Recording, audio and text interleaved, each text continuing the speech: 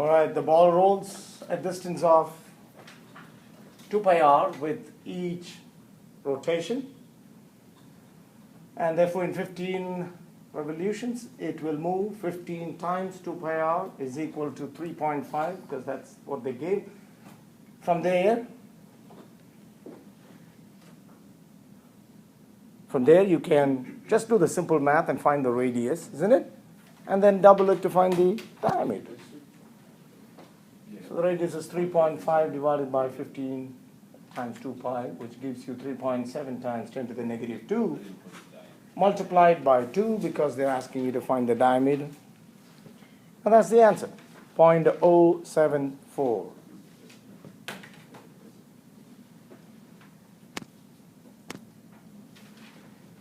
So omega is 2 pi times the frequency.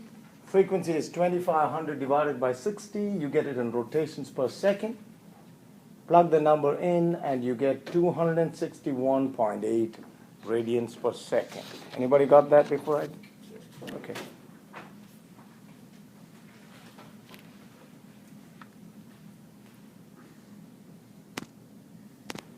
So second part, omega times r. Omega is 261.8 multiplied with 0.175. And then to find the radial acceleration, there's a formula that I give you. Omega squared times r. That's a centripetal acceleration, isn't it? It's either v squared by r or omega squared times r. And that's how you get the radial acceleration. Omega squared times r. All right, on number 3, omega naught is 2 pi times the frequency, which is 2 pi times 130 divided by 60, and I got it as 13.6 rad per second. You get that? And the final angular velocity is 2 pi times 280 by 60, which is 29.3 radians per second. So those are the angular velocities, and you're asked to find the angular acceleration. What's the symbol for angular acceleration? Alpha. Alpha. So you remember the formula where that comes? It's not fish, it's alpha. Okay, so omega is omega naught plus alpha t. Just like v is equal to u plus at, isn't it? Omega is omega naught plus alpha t. Rearrange that to make alpha the subject. Plug in the numbers. And you get 3.9 radian per second squared.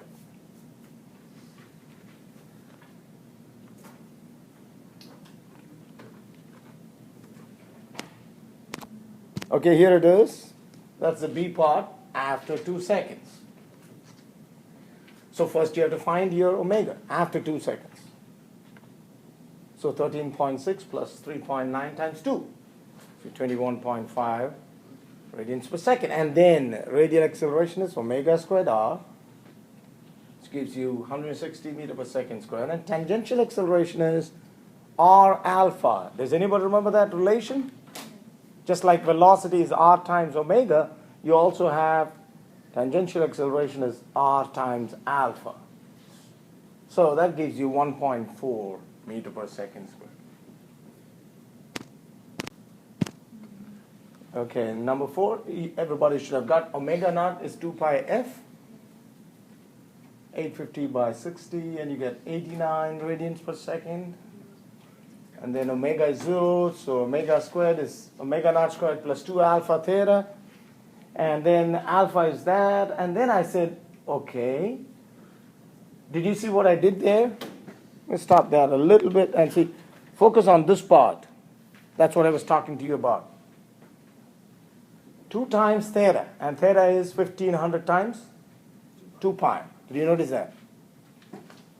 Because there's already a 2 in the formula, and theta is 1500 times 2 pi, and so you get negative 0.42 radians per second squared. You can't see the second squared, but it's radians per second squared.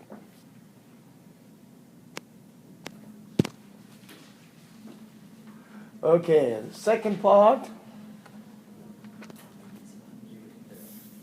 Theta is 1/2. I use this formula. You could have used any. Remember that displacement is average velocity multiplied by time? That's what I used. Displacement is average velocity multiplied by time. Okay, that is what I used. Made t the subject, plugged in the numbers, and you get 211.79 kind of approximately seconds. That's it.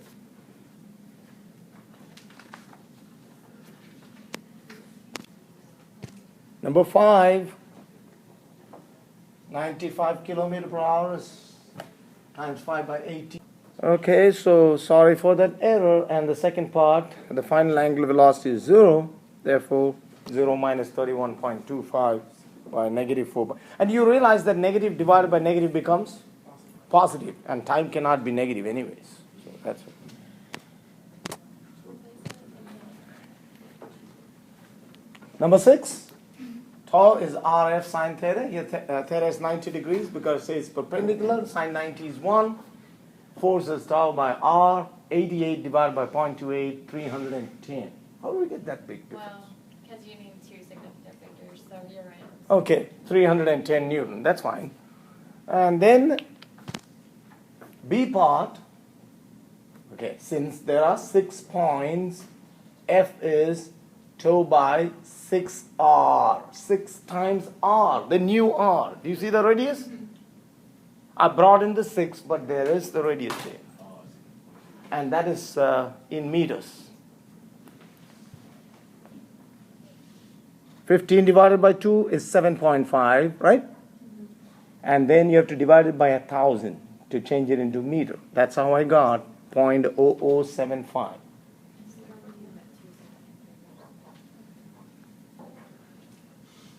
Is that clear enough? So you have to, since there are 6 points, and what does it say? It's not asking you to calculate the force that you applied. It's actually, By the wrench on it. exactly, you just applied 310 Newton. You see the difference? You applied 310 Newton, but that translated to 2,000 Newtons being applied there. That is the use of using a wrench. Number 7, A. I is equal to mr squared. That's the formula for rotational inertia or moment of inertia, and you get that as 0.94 kilogram meter squared. That's A part.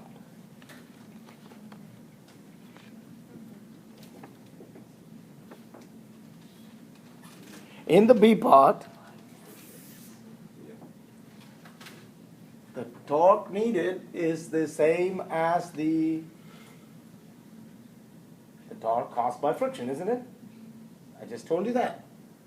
Because the net torque must be 0. Did anybody understand that? Why should the net torque be 0? Because if the torque is not 0, there will be an angular acceleration. Do we want an angular acceleration in this case? No. We want a constant velocity. So the applied torque, take away the frictional torque. That looks like Greek anyway, this one. Anyway, that is tau FR. Okay, sorry for that. Applied torque, take away the frictional torque is 0, so the applied torque is the same as frictional torque, and you know that torque is force of friction times distance, isn't it? Looks like an essay, but basically you apply the same torque. And so what you have to apply is what?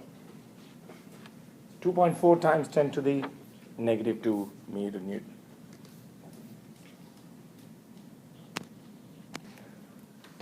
Okay, number 8, first part. Moment of inertia of a cylinder is 1/2 mr squared, or mr squared by 2. Plug in the numbers.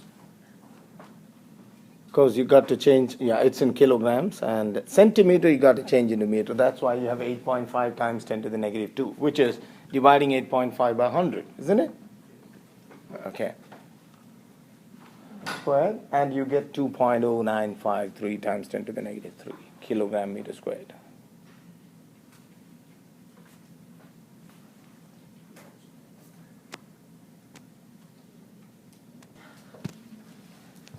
B part.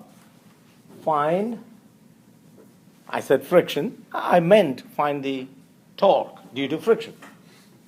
I times alpha is I times delta omega by delta t. And we know that the moment of inertia is that, because torque is I times alpha, isn't it? And then I realized I had not found that, so I went back, found the alpha, switched it there. Stop.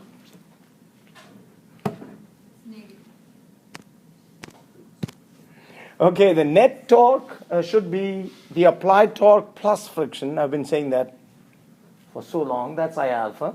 So the applied torque is I alpha. Take away torque, simple math. Plug in the numbers for I alpha plus friction. I was kind of running out of space, so I get 72 times 10 to the negative 3. You got that as the answer?